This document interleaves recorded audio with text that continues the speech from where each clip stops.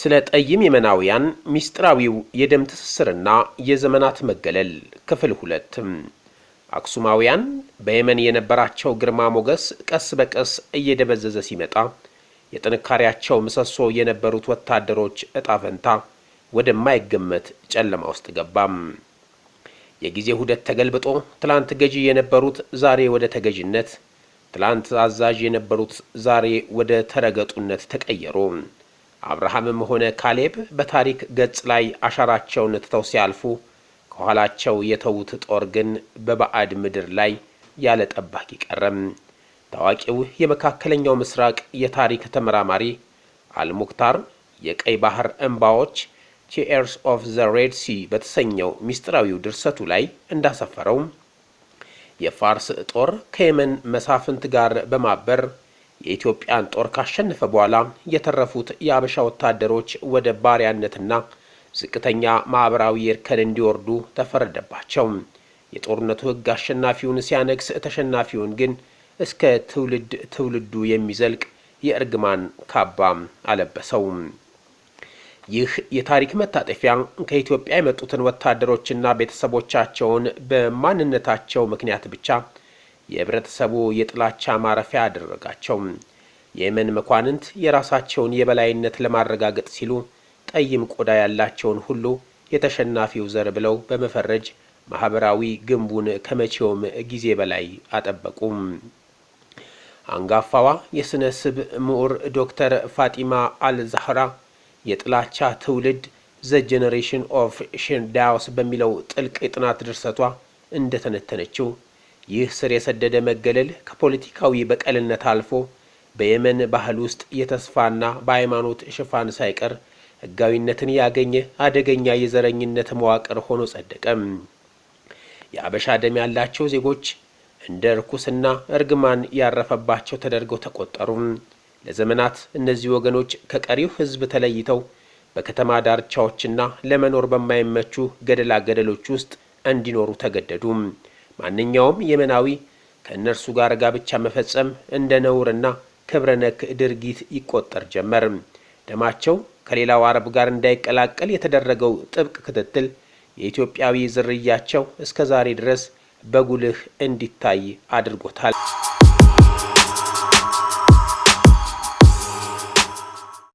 ፈረንሳዊው ተጓዥና ጸሐፊ ዣን ፖል የተረሳው የሳባ ኑዛዜ ዘ ፎርጎተን ዊል ኦፍ ሼባ በሚለው ርዕስ በ19ኛው ክፍለ ዘመን ባሳተመው ማስታወሻ መሰል ድርሰቱ እነዚህ ጠይም የየመን ነዋሪዎች እንዴት በማህበረሰቡ እንደተገለሉና ከእንስሳት በማይሻል ሁኔታ እንደሚታዩ በድንጋጤ ይገልጹታል።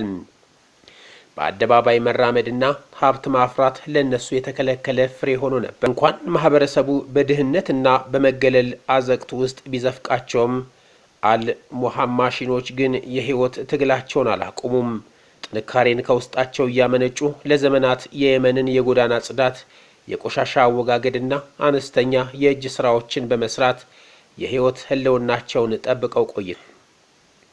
ጀርመናዊው የሶሺዮሎጂ አጥኚ ካርል ቮን ሃምቡርግ የማይታዩት የሰነሃ ሰዎች ዘ ኢንቪዚብል ፒፕል ኦፍ ሰነሃ በሚለው ሚስጥራዊው የጥናት ድርሰቱ ላይ እንዳረጋገጠው የየመን ከተሞች ንጽህናቸውን ጠብቀው የቆዩት በእነዚሁ የተናቁ ማህበረሰቦች ላብና ደም ብቻ ቢሆንም ውለታቸው ግን በእርግጫና በንቀት የታጀበ ነበር።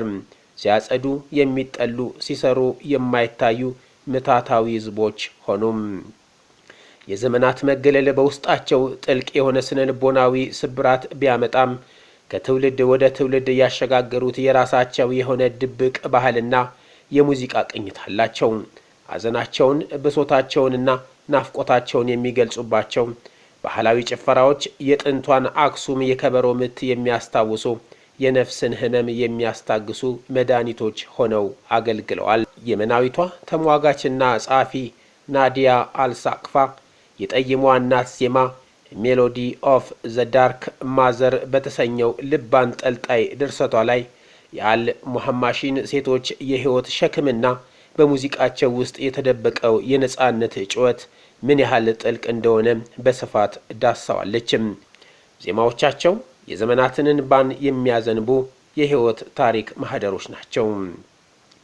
የዘመናዊቷ የመን ሪፐብሊክ ምስረታና የህግጋት መርቀቅ ለነዚህ የተገለሉ ዜጎች የእኩልነትን ብርሃን ይፈነጥቃል ተብሎ ተስፋ ተደርጎ ነበር።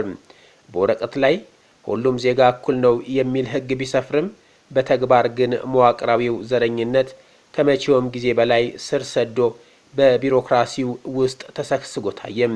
የፖለቲካ ሳይንስ ምሁሩ ፕሮፌሰር አብዱል ራህማን የወረቀት ላይ ፍትህ ጀስቲስ ኦፍ ፔፐር በሚለው ተቺ ድርሰታቸው ላይ እንዳስነበቡት የመንግስት ተቋማትና የፍትህ ስርዓቱ በባላባታዊ የዘራረግ አመለካከት የተጠለፉ በመሆናቸው ሙሐማሽኖች ፍትህ ፍለጋ የሄዱበት መንገድ ሁሉ በግፍ የተዘጋ ሆነባቸው።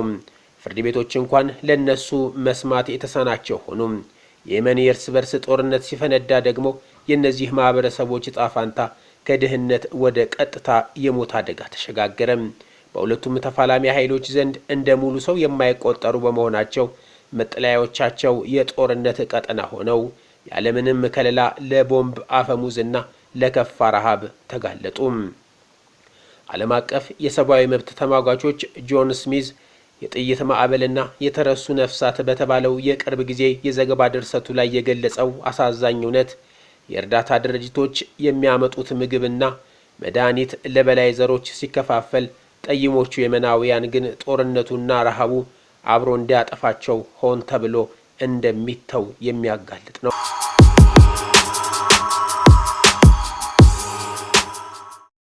ከዚህ ሁሉ መከራ ውስጥ አልሙሐማሺን ሴቶች የሚሸከሙት ቀንበር እጅግ ከባድ ነው።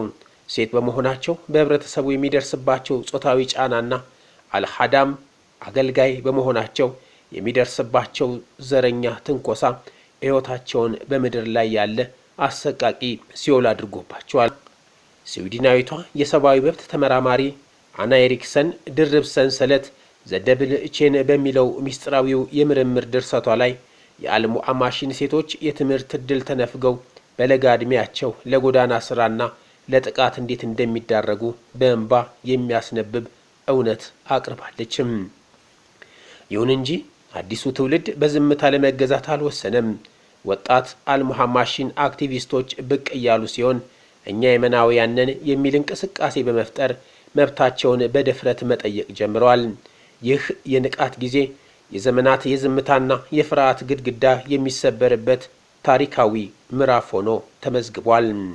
የህግ ምሁሩና አክቲቪስቱ ኑማን አልሁዘይፊ የተገለሉት መነሳት ራይዝ ኦፍ ዘ ማርጂናላይዝድ በተሰኘው የትግል ማንፌስቶ ድርሰቱ ላይ ማህበረሰቡ ከእንግዲህ ወዲህ የጭቆናውን ስርዓት አሜን ብሎ እንደማይቀበልና እውነተኛ ዜግነቱን በሰላማዊ ትግል እንደሚያስከብር በአስደማሚ ቃላት አውጇል። ይህ የድፍረት ጩኸት በመላው የመን እያስተጋባ ይገኛል። ቀይ ባህርን አቋርጠው በመጡ አባቶቻቸው ደም የተገነባው የኢትዮጵያዊነት ትስስር ዛሬም በእነዚህ ሰዎች ገጽታ ላይ ግልጽ ሆኖ ይነበባል። ምንም እንኳን ኢትዮጵያዊ ቋንቋ ባይናገሩም ፊታቸው፣ አቋማቸውና መከራን በትዕግስት የመቋቋም ጥንካሬያቸው የጥንቷ አክሱም ክሩዘሮች መሆናቸውን በሕያውነት ይመሰክራል። ጸሐፊዋና የታሪክ ተመራማሪዋ ሂክመት አሊ የደም ማዕበል መሻገር ክሮሲንግ ዘ ታይድ ኦፍ ብለድ በተባለው የመደምደሚያ ሚስጥራዊው ድርሰቷ ላይ እንዳሰፈረችው የአልሙሐማሺኖች ታሪክ የሰው ልጅ ጭካኔ ማሳያ ብቻ ሳይሆን የማይበገር የተስፋና የጽናት ተምሳሌት ሆኖ የፍትህ ፀሐይ በየመን ሰማይ ስር ለእነርሱም እስክትወጣ ድረስ ለዘላለም ሲነገር ይኖራል። ሼልፍ ቲዩብ ነን። መርጠን አናመሰግንም፣ ለይተን አንተችም።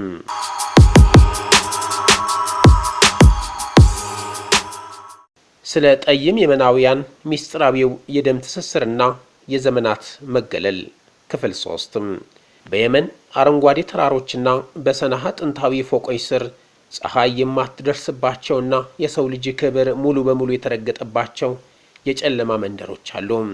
ማህዋ በመባል የሚታወቁት የእነዚህ የአልሙሐማሺን መጠለያዎች ከቆርቆሮ ከካርቶንና ከተቀደደ ሸራ የተሰሩ የዘመናችን የጭካኔ ጥግ የሚያሳዩ ሕያው መቃብሮች ናቸው።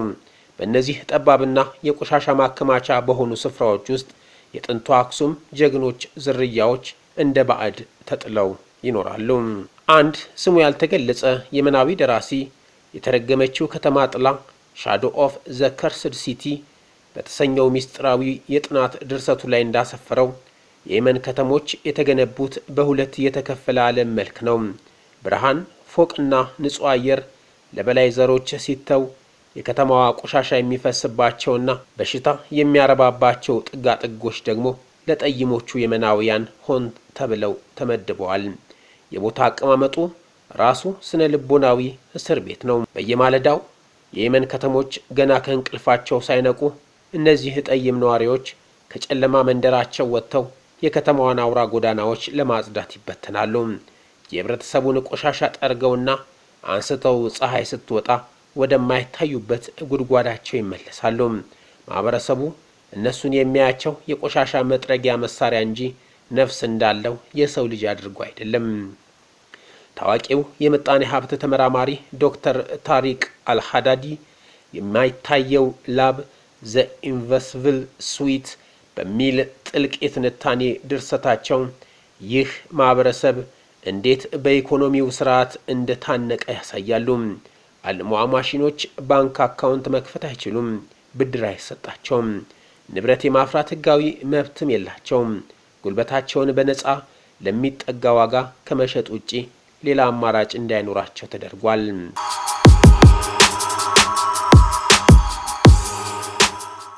ይህ የተዘጋ የኢኮኖሚ አጥር ትውልድን ከትውልድ ወደሚያሸጋግር የድህነት አዘቅት ውስጥ ከቷቸዋል። አባት የሰራውን የጽዳት ስራ ልጅ ይወርሳል። እናት የኖረችበትን የጎዳና ላይ ልመና ልጅቷ ትቀበላለች። በዚህ የብረት መዋቅር ውስጥ ጥሶ መውጣት ሰማይን በእጅ የመንካት ያህል የማይታሰብ ህልም ሆኖ ለዘመናት ዘልቋል። አሜሪካዊቷ የማህበረሰብ አጥኚ ሳራ ጄንኪንስ ባዶ ኪስ ባዶ ተስፋ ኢምፒቲ ፖኬት ኢምፒቲ ሆፕ በሚለው ልብ የሚነካ ድርሰቷ ላይ እንደገለጸችው የእነዚህ ሰዎች ዋነኛ ችግር የገንዘብ ማጣት ብቻ ሳይሆን የተስፋ ጭላንጭል ሙሉ በሙሉ መጥፋቱ ነው። የቱንም ያህል ብለፋ ከዚህ እርግማን አልወጣም የሚለው ስነ ልቦናዊ ሽንፈት ከረሃቡ በላይ ውስጣቸውን ሲበላው ኖሯል። ከዚህም የከፋው ደግሞ እኩልነትን ይሰብካል ተብሎ የሚታሰበው ሃይማኖትና ባህል እነሱን ለማግለል በመሳሪያነት መዋሉ ነው። በእስልምና አስተምሮ ሁሉም የሰው ልጅ እኩል ቢሆንም በየመን ያለው ማህበራዊ መዋቅር ግን የዘር ሐረግን ነስብን ከሃይማኖት በላይ አድርጎ ሾሞታል።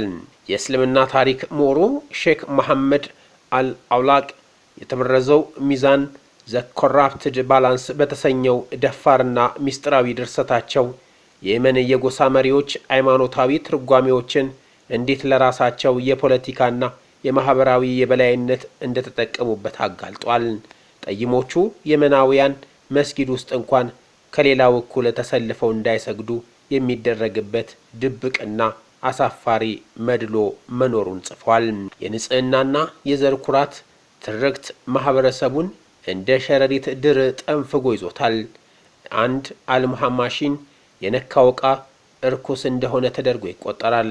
የሰሩት ምግብ አይበላም፣ የጠጡበት ብርጭቆ ይሰበራል ወይም ልዩ የማጽዳት ስነ ስርዓት ይደረግበታል። የስነ ህዝብ ተመራማሪዋ አሚና አሊ የደምና የውሃ ግጭት ዘ ክላሽ ኦፍ ብለድ ኤንድ ወተር በሚለው አወዛጋቢ ድርሰቷ ይህ የንጽህና ሰበብ እንዴት ሰብአዊነትን ለመክፈፍ እንደዋለ ትተነትናለች። ሰዎችን በቆዳ ቀለማቸውና በትውልድ ሐረጋቸው ምክንያት ብቻ እንደ በራሪ በሽታ አምጪ ተዋሲያን መቆጠሩ የየመን ማህበረሰብ የተጠናወተው ጥልቅ የሞራል ዝቅጠት መሆኑን አስምራበታለች።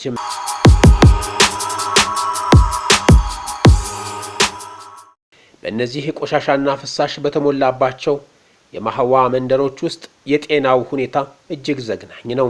የኮሌራ፣ የሳምባ ነቀርሳና የተለያዩ የቆዳ በሽታዎች የማህበረሰቡ የዕለት ተዕለት እንግዶች ናቸው። ህጻናት በተመጣጠነ ምግብ እጥረት አጥንታቸው በቆዳቸው ላይ ተጣብቆ ሲታይ፣ እናቶች ያለ ሕክምና እርዳታ በወሊድ ምክንያት ህይወታቸው ያልፋል።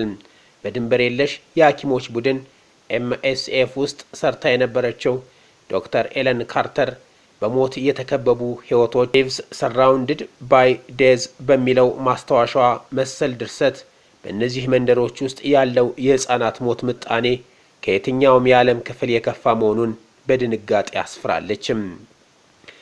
ሞት በየመን ጎዳናዎች ሲራመድ አልሙሐማሽኖች ጋር ሲደርስ ግን ቋሚ ማረፊያውን ያደርጋል ስትል የህመሙን ጥልቀት ገልጸዋለችም። ነገር ግን የዘመናችን ትልቁ አስቂኝና አሳዛኝ የትራጀዲ ምዕራፍ የተከፈተው የየመን የእርስ በርስ ጦርነት ሲጀመር ነው። ለዘመናት ሲገፉና ሲናቁ የነበሩት እነዚህ ጠይም ዜጎች ድንገት ለጦርነትና ለሞት ሲሆን አስፈላጊ ሆኑ። ተፋላሚ ኃይሎች የሰው ኃይል ሲያጥራቸው ፊታቸውን ያዞሩት ወደ እነዚህ ምስኪንና የተራቡ ማህበረሰቦች ነበር።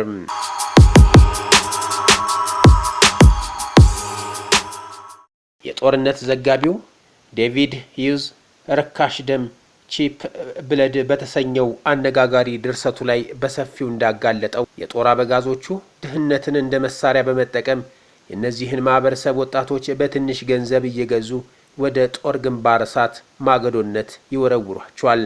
በእውነተኛው ሕይወት ዜግነት የሌላቸው ሰዎች በጦር ሜዳ ግን ግንባር ቀደም ሟች ሆኑም።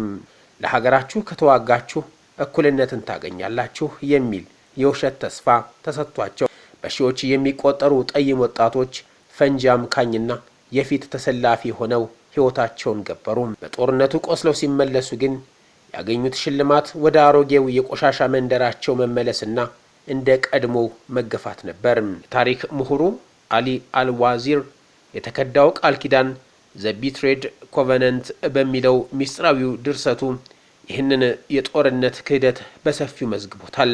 ደማቸው መሬቱን ሲያርስ የመናዊ የተባሉት እነዚህ ወጣቶች ጦርነቱ ሲረግብ መልሰው አልሃዳም ባሪያዎች የሚለውን አዋራጅ ስያሜ ተከናነቡ። ደም መክፈል እንኳን ማንነትን ሊቀይር አልቻለም። ይህ ሁሉ መከራና የሞት ጥላ ግን የዚህን ሕዝብ መንፈስ ሙሉ በሙሉ ሊሰብረው አልቻለም። በማህዋ ጠባብ መንገዶች ውስጥ ማታ ማታ የሚሰማ የከበሮ ምትና የዘፈን ዜማ አለ።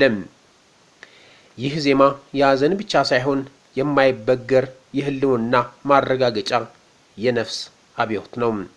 የሥነ ሙዚቃ ተመራማሪው ካርሎስ ሜንዴዝ የጨለማ ውስጥ ዜማዎች ዘ ሜሎዲስ ኢን ዘ ዳርክ በሚለው አስደናቂ ድርሰት ላይ የአል ሙሐማሺን ባህላዊ ሙዚቃዎችና ጭፈራዎች ቀጥታ ከጥንቷ ኢትዮጵያና ከአፍሪካ ቀንድ ጋር ያላቸው ጥልቅ ምትሃታዊ ትስስርን አጥንቷል።